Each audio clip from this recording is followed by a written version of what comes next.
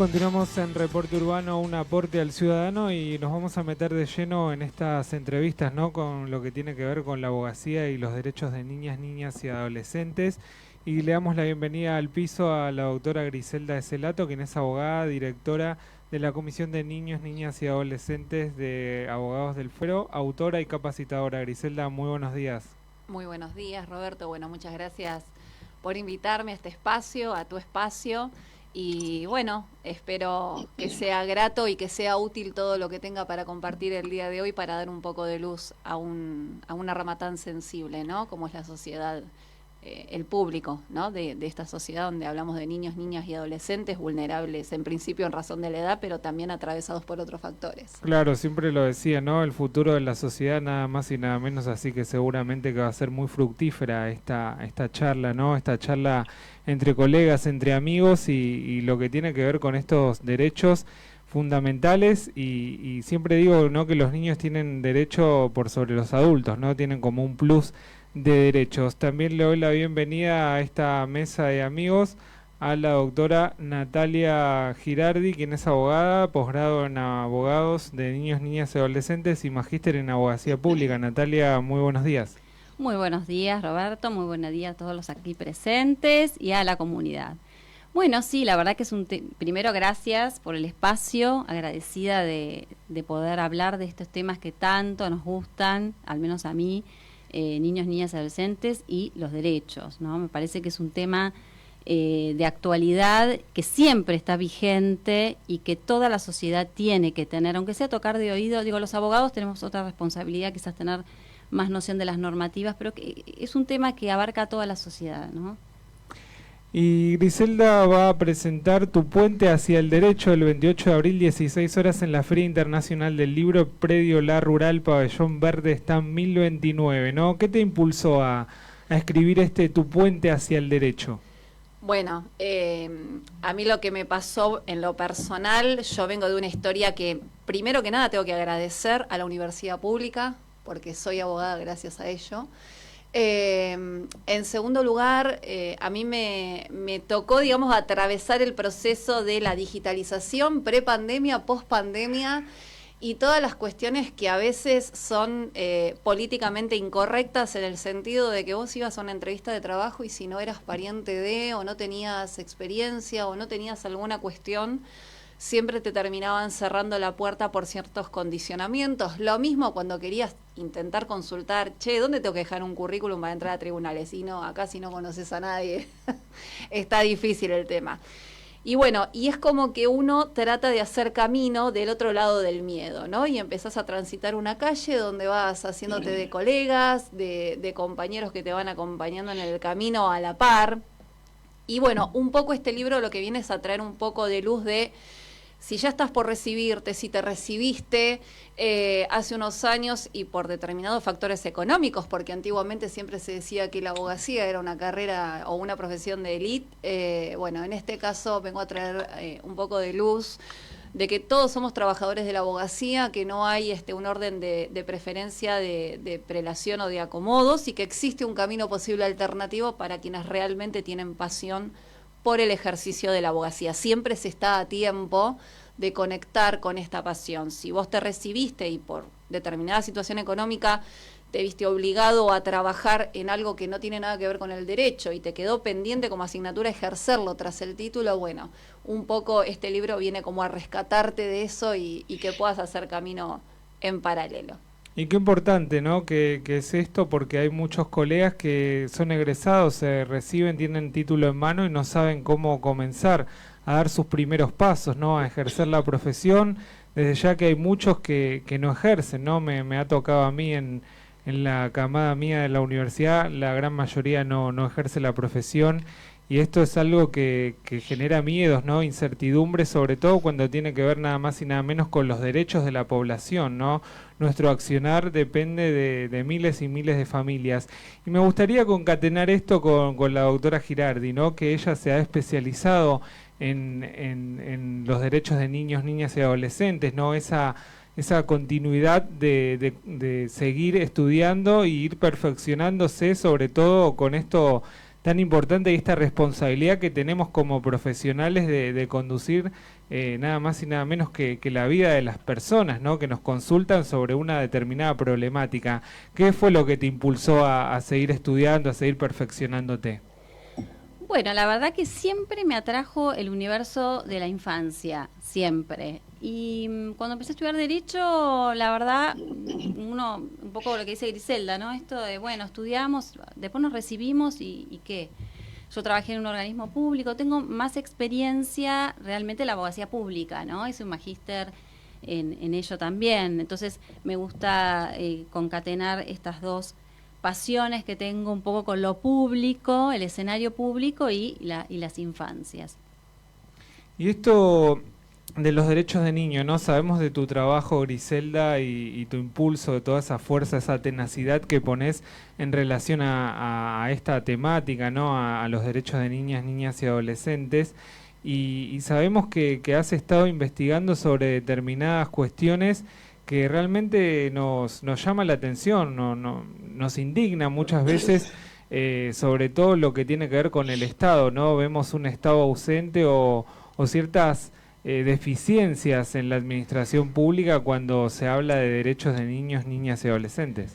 Exactamente, bueno, nosotros en primera medida quiero tomarle el permiso de agradecer a la Asociación de Abogados del Fuero, que fue la que nos permitió inaugurar la Comisión de Niñez y Adolescencia precisamente por la defensa del derecho laboral de los abogados, porque históricamente se hablaba de la debilidad que tenían niños, niñas y adolescentes de tener una defensa técnica de esa vulneración, pero poco se hablaba de la violación en forma directa hacia nosotros, a poder ejercer activamente ese rol. Por eso, en parte, desde la asociación impulsamos herramientas o buscamos instrumentos que permitan abrir un poco el espacio de trabajo. En ese sentido, nosotros desde la asociación, además de dar charlas y capacitaciones, que durante todo el año pasado hemos tenido varios encuentros académicos, también nos tomamos el permiso de dos cuestiones. Primero, hacer una presentación oficial ante el Ministerio de Justicia,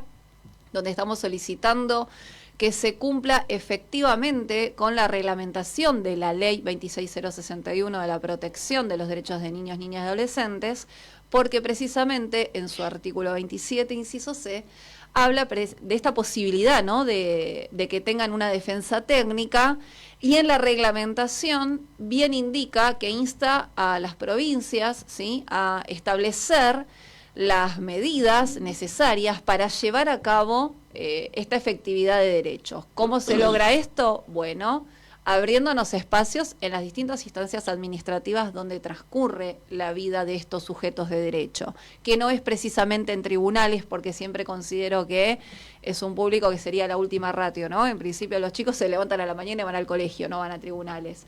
Eventualmente irán a un hospital o acudirán a algún médico ante alguna dolencia o algún control. Entonces, hoy por hoy seguimos deconstruyendo el Estado paternalista de esto de que, bueno, vamos a ver si el abogado puede intervenir o no, y estamos muy limitados incluso a aquellos que decidimos de manera independiente, ¿no? Porque hay una falsa conciencia de que el abogado es como propiedad del Estado, ¿no? Los abogados y abogadas de niño. Tal es así que, bueno, me súper indigné, lo hablamos siempre en la comisión, cuando luchamos con Patricia Trota, que le mando un enorme saludo tras la excelente elección en cuanto a votantes que hizo el martes pasado.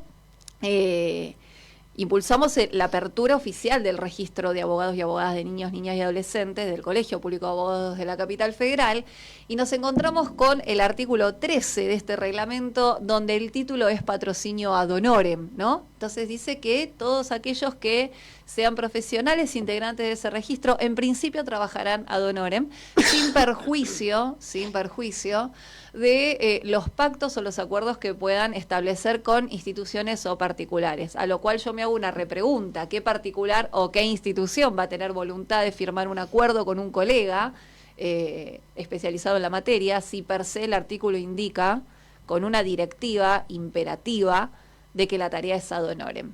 Entonces, eso me parece que es un tema fundamental a tratar. En este momento nosotros tenemos como la presentación del Ministerio de Justicia, retomando un poco el punto anterior, trabada porque está en la Dirección de Asuntos Jurídicos de dicho ministerio desde el 11 de octubre. Estamos esperando un dictamen formal, el cual no llega. Próximos a presentar un despacho como para que esto de alguna manera se resuelva y se encamine. Pero bueno, es un trabajo arduo porque, bueno, como vos bien me decías, las fallas que hoy hay se replica también en otras cuestiones. Hablábamos un poco del tema del índice de crianza y de esos valores de referencia que no están perfectamente delimitados.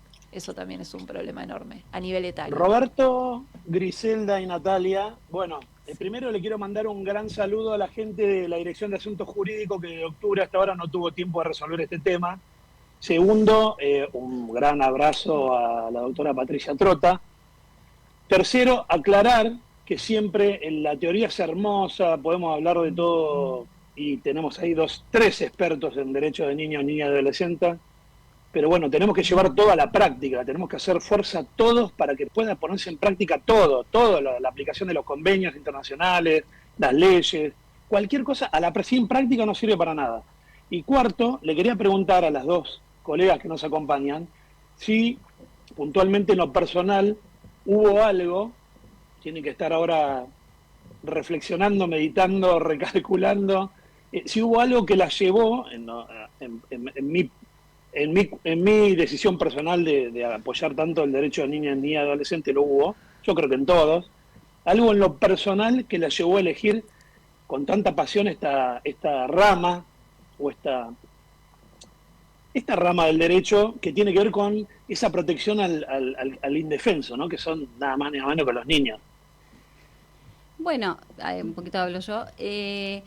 Siempre me llamó la atención y quizás uno siempre va hacia la infancia, ¿no? Creo que es imposible un adulto, es decir, la infancia nos habita todo el tiempo, siendo adultos, nos sigue habitando ese niño interior.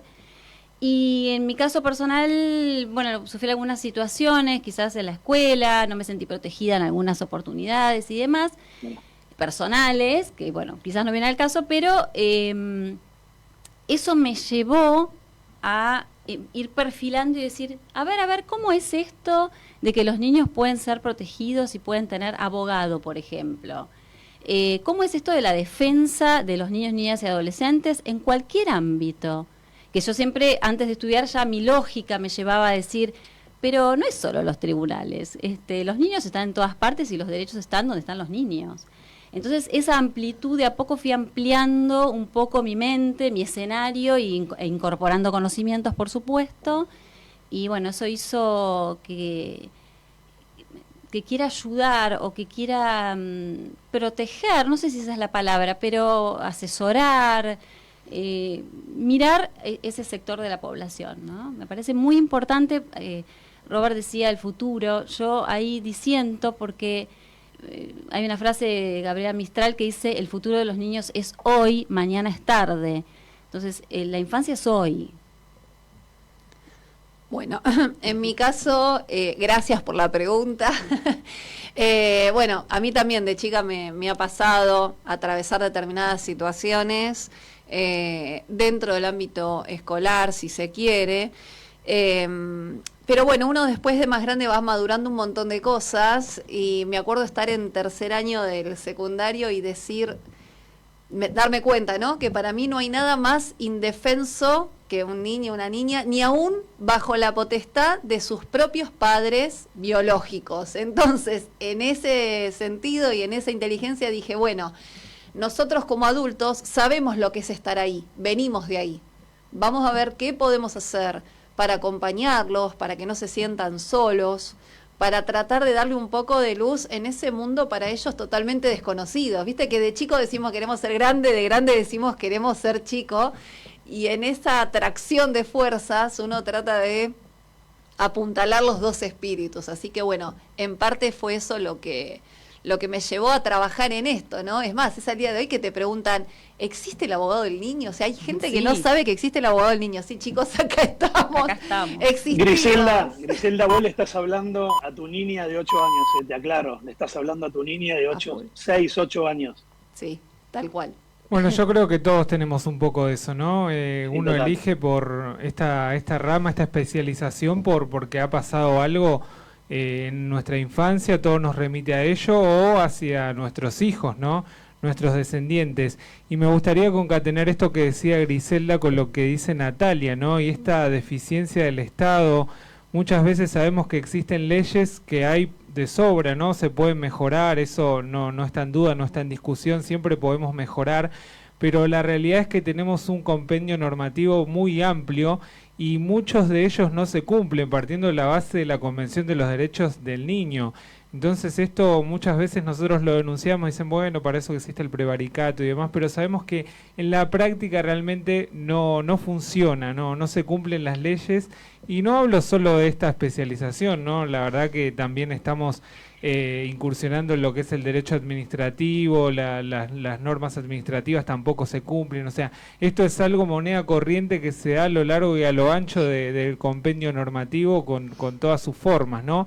Y me gustaría concatenar esto que decía Griselda con lo que la especialización de Natalia, que justamente se especializa en todo lo que tiene que ver con el derecho público, con el Estado, ¿no? ¿Cómo observa estas medidas y estas leyes que no se cumplen, estos jueces que no aplican el derecho, ¿no? Me ha pasado una audiencia que dice, yo tomo una decisión y dice, pero ¿por qué la toma esta decisión? Y nada más y nada menos porque lo dice el código, o sea, es algo tan básico como eso. Pero hay un punto también que hagamos foco, que lo dijo hace un ratito Griselda, ¿y qué pasa? Yo sí, responsabilizo al Estado, a todos los organismos, pero ¿qué pasa con mamá y papá también, no? Claro. Porque venimos un poquitito de ahí. Yo entiendo que hay hogares que están desintegrados, que hay chicos que se han criado sin mamá, sin papá, como pudieron, malabarismos, pero ahí tiene el Estado con su fortaleza y con lo que debería tener, porque somos en parte, como dice Roberto, el futuro, en parte, como dice Natalia, el presente, es hoy, pero ¿qué pasa con mamá y papá, no? Esa desinteligencia, esa falta, no nos pueden transmitir lo que no recibieron, ese Claro. amor que no recibieron, es todo un poquitito ahora. Si entre todos ponemos un poquitito el hombro, un poquitito algo, un granito de arena, logramos un montón. Ya hemos logrado mucho, pero vamos por más. Precisamente por eso nos interesa, o al menos para mí particularmente, esto de llevar la voz, ¿no? a la comunidad. Y a veces, como decís, un papá o una mamá que a veces no puede, que hace lo que puede, que tiene una historia atrás, todos tenemos una historia, a veces esa historia nos hace ser más limitante, nos condiciona. Está quien tiene más cintura y quizás hace una terapia, si algo lo revé, lo puede modificar, está quien no, todo eso lo sabemos.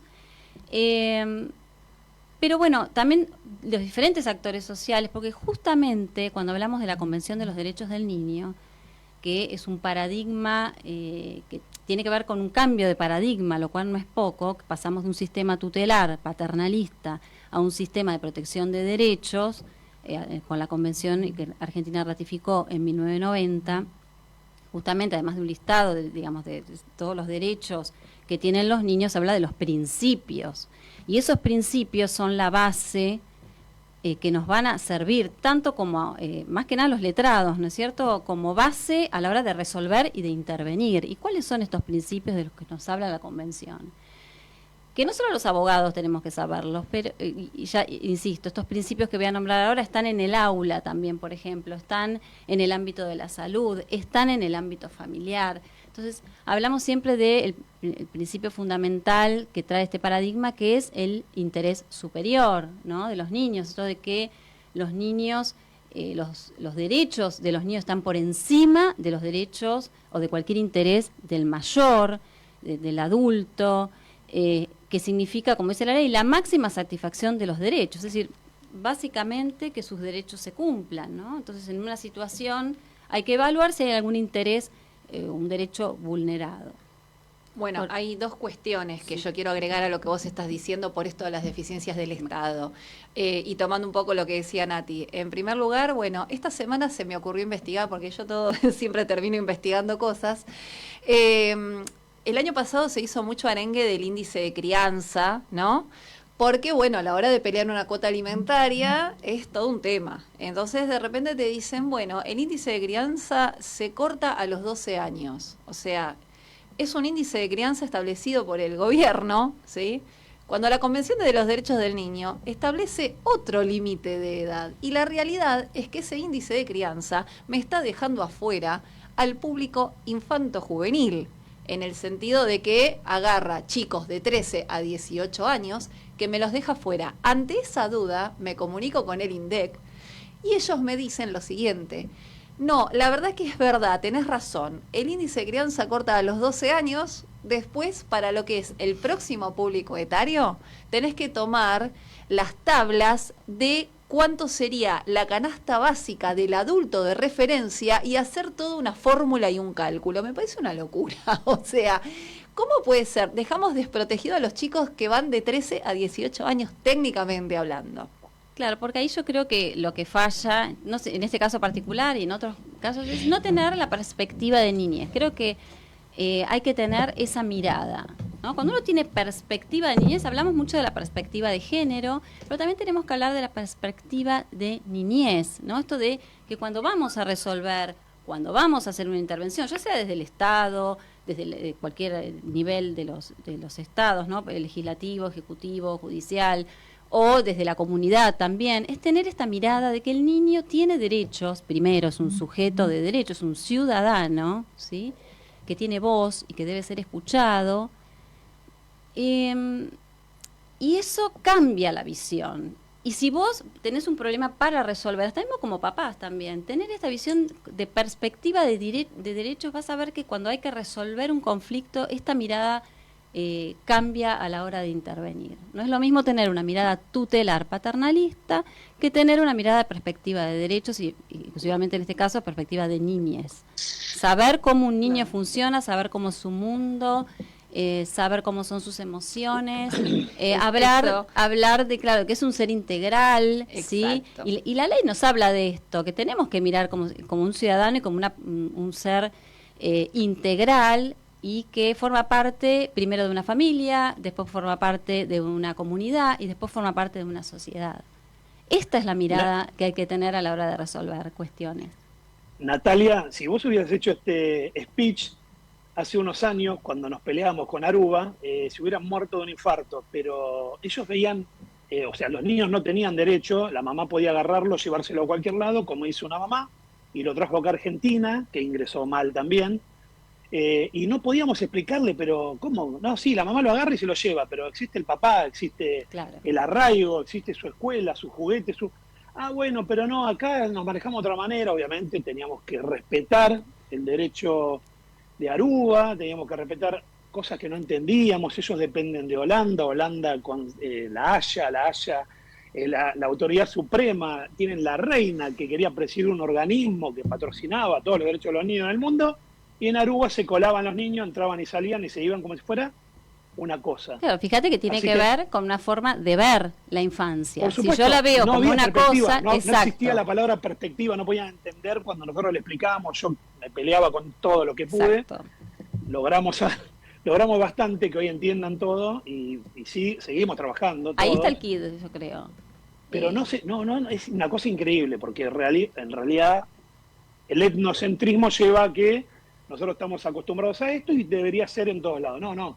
Así como el derecho a la mujer acá de una manera y en Arabia no les interesa, en Jordania menos. Es cultural.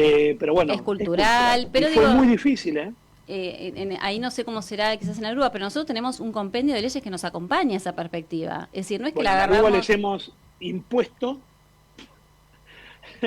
No sé si ratificó la convención. Y los instrumentos internacionales, el centro de vida, o sea, y que la Argentina ha adherido y ambos países han adherido, tampoco se cumplen, volvemos a lo mismo. Hablando de Aruba, ¿qué es lo que está pasando ahí? Bueno, silenciosamente seguimos tratando de que adhieran al convenio de la Haya. Ellos dependen de Holanda y no suscriben el convenio de la Haya. Es una cosa insólita, con lo cual un niño que se va de Aruba a otro país tiene, en vez de por el derecho internacional público, tiene que ir por el privado.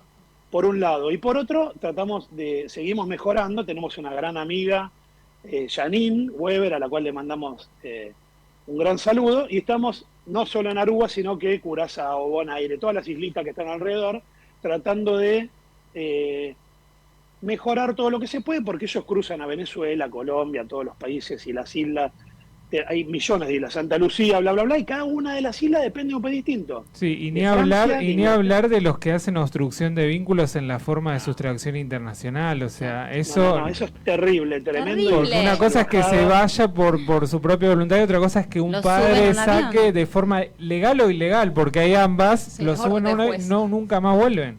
Y No, hasta la obstrucción de vínculos es un crimen total y absoluto en Argentina, en cualquier lugar del mundo. Robert, vos sabés, te hemos comentado casos que hubo hace muy poquito que logramos destrabar en Chile, en Paraguay. Nos contactó una chica que vos conocés, no la vamos a nombrar, de Salta con Paraguay también, que ahí hubo otro tipo de tema, pero eso es una salvajada Total. que ningún juez puede permitir ni un minuto, porque hoy existe la cámara, existe un tele. A mí no me quieren dar explicaciones, porque no, ninguna explicación. Que el nene se contacte con la madre, con el padre, con la abuela. La semana pasada falleció un abuelo, las asociaciones de abuelos, que hay un montón, redes de abuelos, WhatsApp y qué sé yo. Se murió un abuelo que hacía 2 años que no veía al nieto. Hay que ponerse en lugar del otro, muchachos. Y esto que Déjense de decís, hinchar, esto los que chicos, la decís- chica, padre, madre, basta. Esto que decís de la chica de Salta es importante resaltarlo porque es una mujer a la que se le obstruyó el vínculo de su hija y un padre la sacó de forma legal, encubierta a otro país y la madre quedó sin poder vincularse con su hija menor de edad. Y estamos hablando de una mujer, porque acá cuando se habla de obstrucción de vínculos enseguida se hace distinción de género y acá no hay distinción de género. La obstruida fue una mujer. El que Sí, se pero en llevó este a caso- la hija fue el padre. No, pero en este caso, más allá de que vos lo que estás diciendo, porque empatizás con el dolor de la mamá, que la conoces, es algo peor. A la niña se le obstruye vincularse con la madre y con la Claro, familia de la ese es madre, el con punto. el entorno de la Sin madre. duda, la línea parental. Sí, sí. Claro, es mirar, si vos lo mirás, discúlpame, ¿no? Si lo mirás desde los niños, es eso, o sea, ahí nos ponemos siempre los grandes, ¿no? Los adultos primero con nuestro egocentrismo o esta cosa de que, bueno, no son nuestros, digamos, los hijos, ¿no?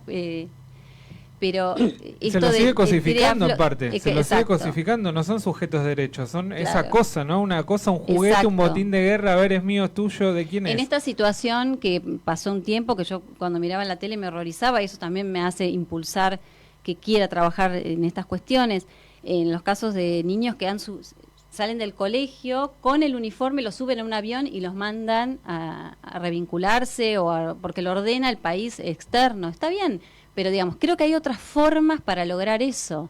Si la niña tiene que ir, pero porque le hace bien a su bienestar, pero primero hay que evaluar eso, ¿no?